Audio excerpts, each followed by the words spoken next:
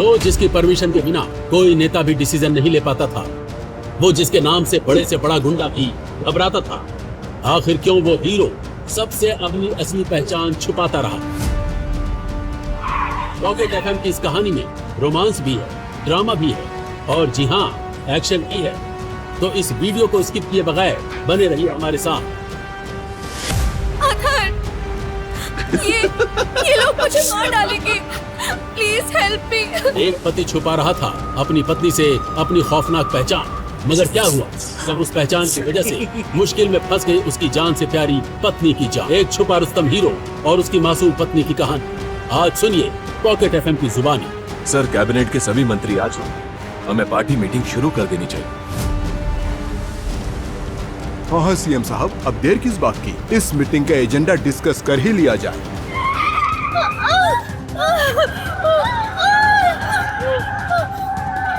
मुख्यमंत्री निवास में हो रही थी एक बहुत बड़ी मीटिंग। सभी नेता आ चुके थे, मगर सीएम साहब ने अब तक मीटिंग शुरू नहीं की थी। उनकी शक्ल से लग रहा था जैसे उन्हें किसी का बेसब्री से इंतजार हो। बेचैन हो रहे नेताओं में से एक नेता ने आखिर सीएम साहब से पूछ ही लिया, सीएम साहब, आप किसका वेट कर रहे हैं? तभी ये गाड़ी मुख्यमंत्री निवास के गेट पे आके रुकी।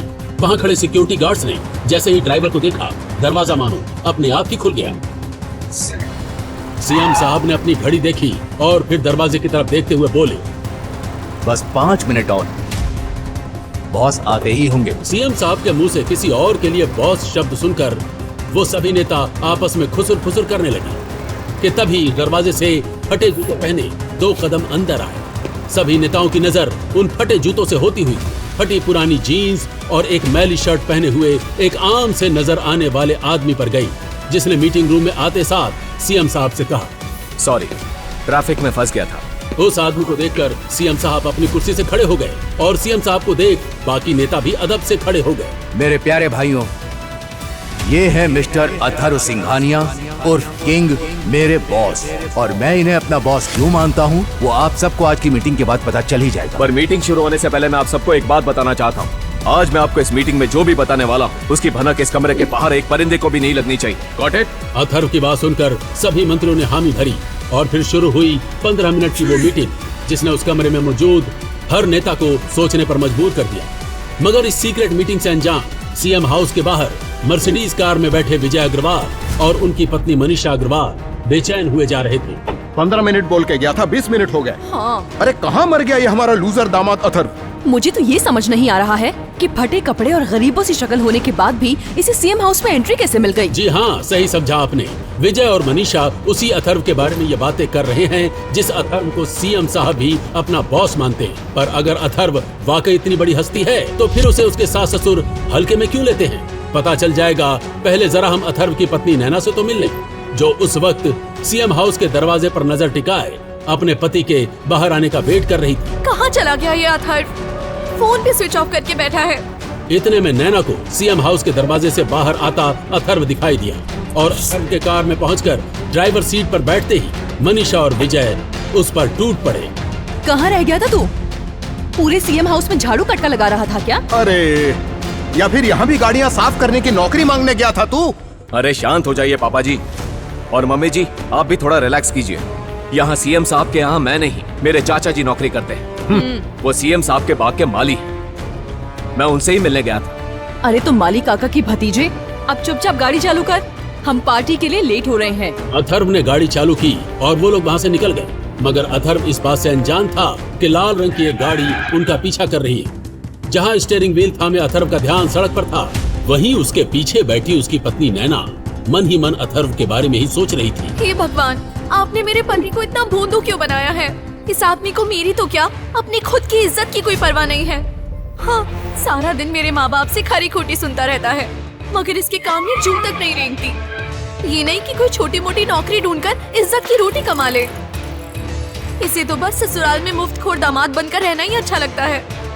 जहाँ नैना ये सोच सोच कर परेशान हो रही थी, वहीं अब अथर्व ने गाड़ी एक ऐसे मोड़ पर घुमा दी थी कि जिसे देख मनीषा और विजय एक साथ ही चिल्ला उठे। अरे ये क्या हुआ? ये किस मोड़ पर गाड़ी डाल दी तूने? अनाड़ी ड्राइवर, तुझे इतना भी नहीं पता कि इस मोड़ पर आए दिन लूटपाट होती रहती है। शॉर्टकट के चक्कर में हमारी जान जोखिम में डाल दी तूने। अरे मम्मी जी, पापा जी, डोंट वरी। जब तक आप मेरे साथ हैं, टेंशन के बारे में मेंशन करने की जरूरत नहीं है। अथर्व का इतना कहना ही था कि तभी कुछ बाइकर्स ने कार के ठीक सामने अपनी बाइक लगा दी। मरवा दिया ना? मिल गई तेरे कलेजे को ठंडक। अरे 50 लाख का नेकलेस पहना है मैंने। और मेरी घड़ी भी 25 लाख की है। पैसा छोड़ो अथर्व, इन गुंडों ने अगर हमें मार डाला तो कौन होगा इसका जिम्मेदार? हाँ, वो सभी बाइकर्स अपनी बाइक के एक्सीलेटर को रेस देते हुए अथर्व को ही घूरने लगे। अथर्व ने हैंड ब्रेक ऊपर उठाया और गाड़ी का दरवाजा खोलकर वो उन गुंडों की तरफ बढ़ने लगा। अथर्व, तुम पागल हो गए हो?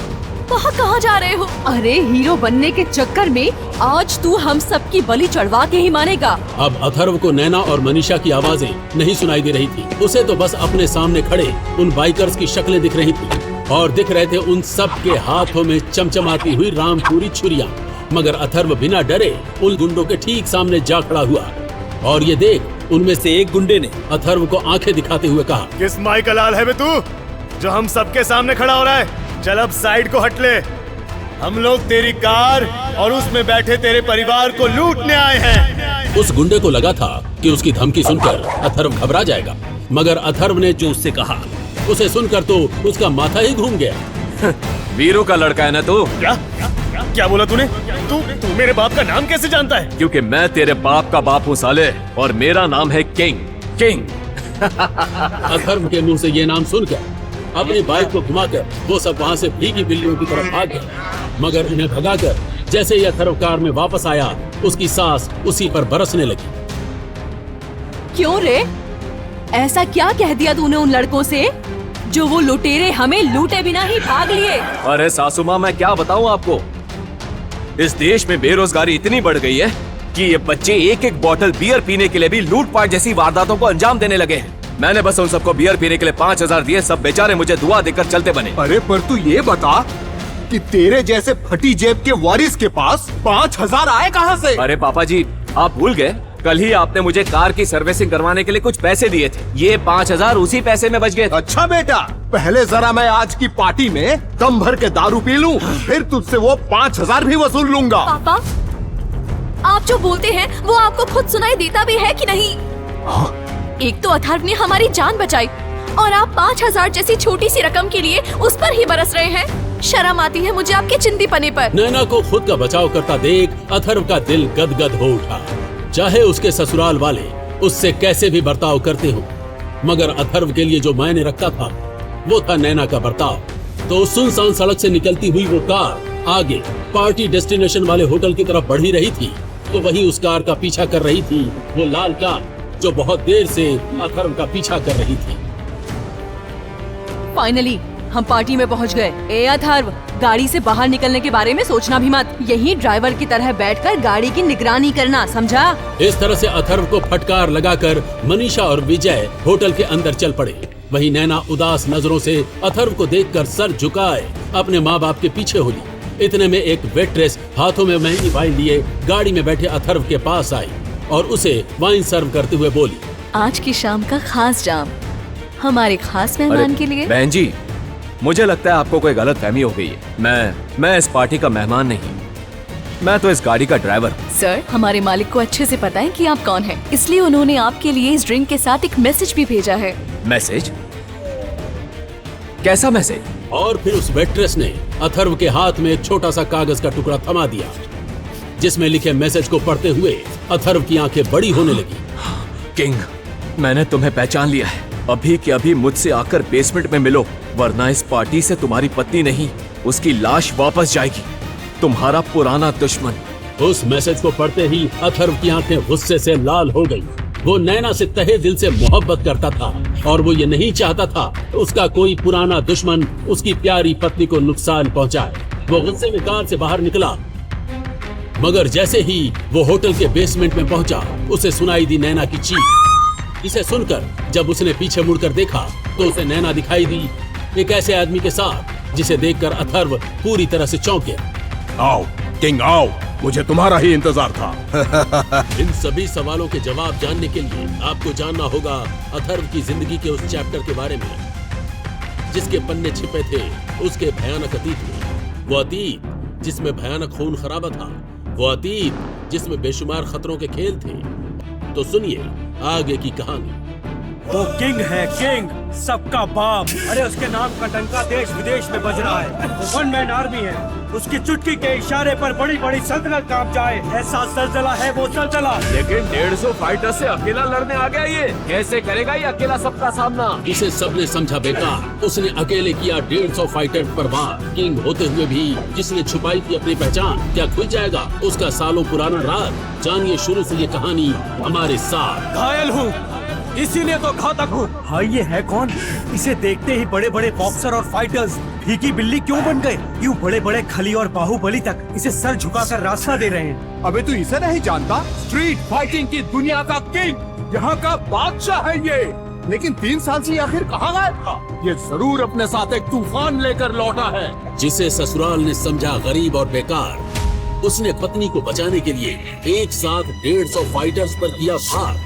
किंग होते हुए भी जिसने छुपाई थी अपनी पहचान, क्या खुल जाएगा उसका सालों पुराना राज? जानिए शुरू से ये कहानी हमारे साथ। मेरी बीवी की तरफ आंख भी उठाई ना तो जमीन के 10 फीट अंदर गाड़ दूंगा तुझे सिन्हा। अगर अपनी बीवी को बचाना है तो कल शाम 7 बजे पहुंच जाना। तुझे मेरे 150 फाइटर से लड़ना होगा। जब पत्नी पर किया गुंडों ने वार, एक बार फिर उसने उठाया हथियार। जो प्यार के लिए छुपा कर रखता था अपनी पहचान, वो किंग हुआ 150 फाइटर से लड़ने को तैयार। सुनिए शुरू से ये दिमाग को हिला देने वाली कहानी हमारे साथ। गड्ढा छोटा है चाचा, इसे बड़ा करो। आज कम से कम 500 लोगों को कब्र में पहुंचाने का मूड है मेरा। अथर्व को स्ट्रीट फाइटिंग की दुनिया का किंग कहा जाता है, क्योंकि वो अपने दुश्मनों को केवल हराता नहीं था बल्कि उन्हें मारकर दफनाता भी था। किंग, बड़ा गड्ढा खोदने में समय लगेगा, मुझे थोड़ा और वक्त दीजिए। सिन्हा साहब, 500 की जगह एक बार में 50 लोग ही भेजना। क्या हुआ किंग, डर गए क्या? डरा नहीं सिन्हा साहब, वो क्या है ना कि ये कब्र खोदने वाला 500 लोगों की कब्र एक बार में नहीं खोद पाएगा। तो मैंने सोचा इस बार 50-50 के लॉट में आपके इन लड़कों को नर्क का दरवाजा दिखाता हूँ। जहाँ अथर्व को स्ट्रीट फाइटिंग की दुनिया का किंग कहा जाता था, वहीं उसके ससुराल में उसे सब नाकारा, निकम्मा, नौकर समझते थे। पर वो ये सब कुछ सहता था अपने प्यार की वजह से। आज भी वो खुद के लिए नहीं बल्कि अपने प्यार के लिए इतने सारे लोगों से अकेले लड़ने को तैयार था। पर क्या वो इतने सारे लोगों को एक साथ हरा पाएगा? क्या होगा जब ससुराल वालों को उसकी असलियत का पता चलेगा? इन सवालों का जवाब जानने के लिए बने रहिए हमारे साथ और सुनिए आगे की कहानी। क्या बॉडी है आपकी जीजू, एकदम फौलाद है फौलाद। अबे ओ फौलाद की औलाद, कितनी बार कहा है युग तुझे कि इस अथर्व से दूर रहा कर। इसकी संगत में रहा ना तो झाड़ू पोछा लगाता रह जाएगा बस। अपनी माँ की बातें सुनकर युग मुंह बनाते हुए वहाँ से चला गया। दरअसल अथर्व अग्रवाल खानदान का जमाई था, लेकिन कोई दामाद जब घर जमाई हो और गरीब भी हो तो ससुराल वालों से 36 का आंकड़ा होना तो तय ही है। अथर्व को तो सबके ऐसे ही ताने सुनने की आदत है। वहीं उसकी बीवी नैना उसे देखती तक नहीं थी। 3 साल से एक छत के नीचे रहते हुए भी दोनों पति पत्नी अजनबियों की तरह रहते हैं। तभी उसकी पत्नी नैना बहुत टेंशन में और कांपते हुए जल्दबाजी में अपने कमरे की तरफ जाती है और उसे देख अथर्व से रहा नहीं जाता। नैना, क्या हुआ, तुम ठीक तो हो? हाँ, मुझे क्या होगा, मैं ठीक हूँ। उसी वक्त नैना के फोन पर किसी का फोन आता है, जिसे देख नैना के हाथ कांपने लगते हैं और आंखों में जैसे डर छा जाता है। वो फोन उठाकर कान से लगाकर अपने कमरे की तरफ चली जाती है। अथर्व उसके पीछे जाता है कि तभी उसकी सास मनीषा पीछे से बोली, वे तू मेरी बेटी की दुम है क्या जो उसके पीछे पीछे चल पड़ा? गाड़ी साफ कर, तेरे ससुर को ऑफिस के लिए निकलना है। ये डायन कब निकलेगी इस दुनिया से? इसे तो यमराज भी अपने पास बुलाने से डरता होगा। मुंह मत चला, जोर से बोल, क्या बोल रहा है? माँ जी, आपका कहा पत्थर की लकीर है, सफाया कर दूंगा उस मर्सिडीज का। है? क्या बोला? मेरा मतलब गाड़ी चमका दूंगा माँ जी, डोंट वरी। उसे डेंजर लुक देकर मनीषा वहाँ से चली गई। तभी अथर्व ने किसी को कॉल किया। इस वक्त उसका रुबाब भी बदला हुआ था। पता करो नैना के साथ क्या हुआ है। आज सुबह वो कहाँ गई थी, किससे मिली थी और हुआ क्या था? सबकी इन्फॉर्मेशन चाहिए मुझे जल्दी। काम हो जाएगा किंग। सुबह से शाम हो गई थी, लेकिन नैना अपने कमरे से उतरकर नीचे नहीं आई, न उसने खाना खाया। वो खाना लेकर उसके कमरे की तरफ बढ़ा, तो अथर्व को नैना और उसके पेरेंट्स की आवाज सुनाई दी। ये क्या किया तुमने, जानती भी हो? तुम्हारा ये कदम हमें मौत के मुंह तक पहुंचा सकता है, बर्बाद कर सकता है हमें। बर्बाद तो हम हो चुके हैं माँ। अथर्व को समझ पाता ठीक उसी वक्त उसका फोन बजा। साइड में जाकर जब उसने फोन उठाया तो उसे एक ऐसी बात पता चली कि उसके होश उड़ गए। बॉस, नैना मैम ने आज सुबह अंडरवर्ल्ड माफिया मिस्टर सिन्हा के बेटे को थप्पड़ मार दिया। What? Yes boss, Mayank Sinha Agarwal company के कुछ बिल्डिंग्स अंडरटेक करना चाहता था। उसने नैना मैम को धमकी दी और उसकी पहचान जाने बिना उन्होंने उस पर हाथ उठा दिया। ये सुनकर अथर्व एक पल वहां नहीं रुका और मेंशन से बाहर निकल गया। थोड़ी दूर रोड पर पहुंचते ही उसके सामने ब्रांड न्यू आलीशान गाड़ी खड़ी थी। गाड़ी पुरानी बिल्डिंग की तरफ ले चलो राजवीर। गाड़ी आगे बढ़ी और कुछ देर में ही वो लोग एक ऐसे एरिया में थे जहां कई सारी पुरानी बिल्डिंगें थी।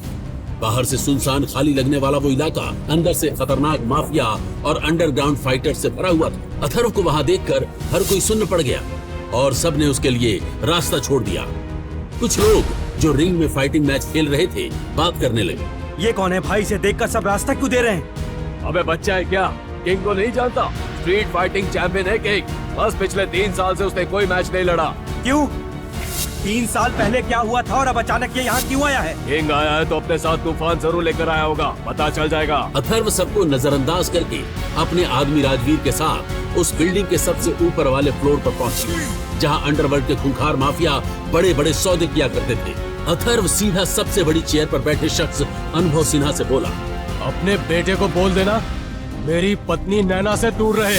अगर उसकी तरफ आंख उठाकर देखा तो तेरे बेटे की लाश तेरे घर पे भेज दूंगा, याद रखना। मयंक एक कमरे से बाहर आकर अथर्व को घूरते हुए बोला, उसने थप्पड़ मारा है मुझे। तेरी पत्नी को उसकी औकात याद दिलाऊंगा मैं। गुस्से से उसका कॉलर पकड़ लिया और उसके ऐसा करते ही वहां मौजूद लगभग 500 लोगों ने अथर्व की तरफ गन तान दी, लेकिन अथर्व के चेहरे पर एक शिकन तक नहीं आई। यहीं मार के काट दूंगा। पहले किंग हथियार हाथ में लेकर घूमता था और अब जेब में लेकर घूमता है, लेकिन इसका मतलब ये नहीं कि इस्तेमाल करना भूल गया हूँ मैं। अथर्व ने लाल आंखों से घूरते हुए मयंक से कहा। मयंक की तो जान निकल गई। वो अपने पापा की तरफ देखने लगा। मिस्टर सिन्हा बोले, वेलकम किंग, तुम्हारा इंतजार था मुझे। पावर, पोजीशन, पैसा, ताकत, ये सब छोड़ दिया तुमने। किसके लिए? बीवी के लिए? उसका नाम किसी के मुंह से बर्दाश्त नहीं करूंगा। अरे अरे, इतना प्यार? सोच, तुझे अपनी बीवी से इतना प्यार, मेरे बच्चे को हाथ लगाने वाले के हाथ काट देना चाहता हूँ। ये सुनते ही अथर्व ने फुर्ती से अपने स्लीव्स में छिपे हुए हथियार को निकालकर सिन्हा के गर्दन पर रख दिया और उस पर गन ताने खड़े सभी लोगों ने गन लोड कर दी। चलाओ गोली, लेकिन एक भी गोली मुझ तक पहुंचने से पहले तुम्हारे बॉस का सर मेरे पैरों पर पड़ा होगा। फुटबॉल खेलना उसके साथ, फुटबॉल। कसम पैदा करने वाले की। हथियार नीचे करो सब। और किंग, इतना तो तुम अच्छे से जानते ही होगे कि जब अंडरवर्ल्ड की दुनिया में 2 लोगों में दुश्मनी होती है तो फैसला फाइनल फाइट से होता है। ऐसा है तो कर लेते हैं फैसला। डेड मैच होगा। 2 लोगों में से कोई एक ही जिंदा बचेगा। गड्ढा खोद लेना अरीना के पास। जो हारेगा उसकी लाश उसी गड्ढे में दफनाई जाएगी। तो खुद को 30 बार खान मत समझ। तू जानता नहीं है पिछले 3 सालों में कितने बड़े बड़े फाइटर्स इस दुनिया का हिस्सा बने हैं जो तुझे एक चुटकी में राख कर सकते हैं। आज शाम 7 बजे बुला लेना जिसको बुलाना है और जितनों को बुलाना है। इतना कहकर अथर्व वहां से चला गया। 3 साल पहले उसने इस दुनिया से अचानक गायब होने का फैसला किया था, जब एक दिन अचानक हालात ऐसे बने थे कि उसे अपनी पहचान छुपाकर नैना का पति और अग्रवाल खानदान का दामाद बनना पड़ा था। लेकिन हर शाम वो स्ट्रीट फाइटिंग की प्रैक्टिस किया करता। जब वो घर पहुंचा तो उसके पहुंचते ही मनीषा भड़क उठी। आ गया? तेरी तो अच्छे से क्लास लेती, लेकिन अभी नहीं। अभी हम सब दुबई जा रहे हैं और तू यहीं रहेगा। नैना भी आपके साथ जा रही है? तो क्या तेरे पास छोड़कर जाए उसे, ताकि तेरी मनहूस शक्ल देख देख कर मर जाए मेरी बेटी? अथर्व ने इस बात का जवाब नहीं दिया। वो समझ चुका था कि इस सिचुएशन से बचने के लिए वो सभी लोग कुछ दिनों के लिए दुबई जा रहे थे और वो ये भी अच्छे से जानता था कि अंडरवर्ल्ड के उन लोगों से बचना इतना आसान नहीं है। ठीक है, आप लोग जाइए, मैं यहीं रहता हूँ। घर के सभी लोग जाने लगे और नैना भी निकलने लगी। नैना ने एक बार अथर्व की तरफ देखा और दूसरे ही पल नजर हटा ली। आखिर रिश्ता क्या था उन दोनों का? आज तक कभी 5 मिनट उन्होंने ठीक से बात नहीं की थी। फिर भी अथर्व ने नैना से कहा, ख्याल रखना अपना और चिंता मत करो, सब ठीक हो जाएगा। अथर्व, तुम चलो नैना, इसके साथ क्या टाइम पास कर रही हो? निकलो जल्द। मनीषा नैना को खींचते हुए वहाँ से ले गई। नैना गाड़ी में ही थी और रह रहकर उसे अथर्व की चिंता सता रही थी। वो लोग अथर्व को अकेला छोड़ आए थे, वो भी ऐसे खतरे के माहौल में। माँ, अगर हम अथर्व को भी साथ ले चलते तो क्या हो जाता? अगर वो खतरनाक लोग घर पर आ गए तो वो बेचारा क्या करेगा?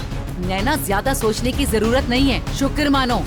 इतना सब होने के बावजूद हम तेरा साथ दे रहे हैं। कोई और परिवार होता ना तो अपना पल्ला झाड़ लेता। माँ, उसकी जान खतरे में है, मेरा पति है वो। उसे ऐसे छोड़कर जाते हुए मेरा मन नहीं मानता। गाड़ी रोको पापा। नैना, पागल मत बनो। अरे अगर उसे कुछ हो गया तो अच्छा ही है ना, तुम्हारा पीछा छूटेगा उससे। याद करो कि ये शादी तुम्हारे मनमर्जी की नहीं थी। पापा, गाड़ी रोको, मुझे जाना है अथर्व के पास। मैं उसे अकेला नहीं छोड़ूंगी। आज तक उसने मेरा साथ दिया है, अब मेरी बारी है। नैना के पिता विजय अग्रवाल ने गुस्से से गाड़ी रोक दी। नैना गाड़ी से बाहर निकलने लगी तो वो बोले, हम लोग जा रहे हैं। तुम्हारी वजह से हम लोग अपनी जान खतरे में नहीं डाल सकते हैं नैना। नैना गाड़ी से बाहर निकली और तुरंत ऑटो पकड़ लिया। वो घर की तरफ पहुंची ही थी कि तभी उसने अथर्व को एक बड़ी सी गाड़ी में बैठते हुए देखा और वो डर गई। ये गाड़ी कहीं अंडरवर्ल्ड के लोगों की तो नहीं? ये अथर्व को लेकर क्यों जा रहे हैं? मेरे बारे में पूछताछ कर रहे होंगे। मुझे जाना होगा। भैया, उस गाड़ी का पीछा कीजिए। नैना उस गाड़ी का पीछा करने लगी। कुछ दूरी पर आकर अथर्व की गाड़ी वहाँ से गायब हो गई और नैना बीच रोड पर ही रह गई। वहीं इधर अथर्व जब फाइटिंग एरिया में पहुंचा तो बड़े बड़े तगड़े फाइटर्स ऐसे लाइन में खड़े थे जैसे उसके खून के प्यासे हो। Welcome king. दुनिया भर के खतरनाक फाइटर्स जिनका नाम सुनते ही लोग घबराते हैं, तुमसे फाइट करने के लिए यहाँ मौजूद हैं। देखते हैं किसमें कितना दम है। अथर्व बिना डरे साइड में देखते हुए बोला, गड्ढा छोटा है, इतने सारे लोग दफन नहीं हो पाएंगे, थोड़ा गहरा खोदो। गड्ढा खोदने वाला आदमी जो पिछले 15 साल से न जाने कितनी ऐसी डेड फाइट्स देख चुका था, मुस्कुराते हुए बोला, किंग, बड़ा गड्ढा खोदने में और समय लगेगा। आपको मुझे थोड़ा और वक्त देना होगा। सिन्हा साहब, 500 की जगह एक बार में 50 लोग ही भेजना। क्या हुआ किंग, डर लग रहा है क्या? 3 साल बाद मैदान में उतर रहे हो ना, समझ सकता हूँ। तुम चाहो तो बिना लड़े भी हार मान सकते हो। डर नहीं लग रहा सिन्हा साहब, वो क्या है ना कि ये कब्र खोदने वाला 500 लोगों की कब्र एक बार में नहीं खोद पाएगा, तो मैंने सोचा इसकी भी सुन लेते हैं। इस बार 50-50 के लॉट में आपके बंदों को नर्क का दरवाजा दिखाता हूँ।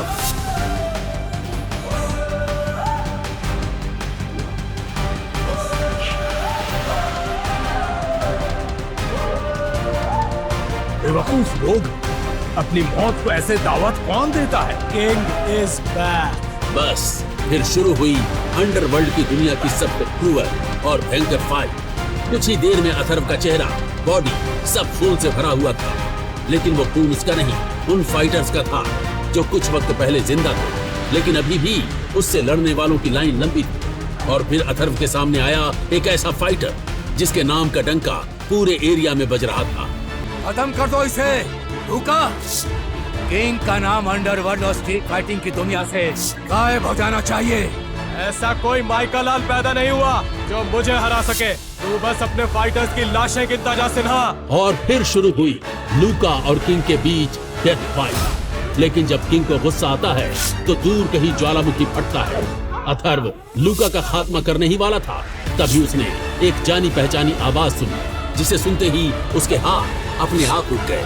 उसने पलट कर देखा तो वो आवाज थी नैना की।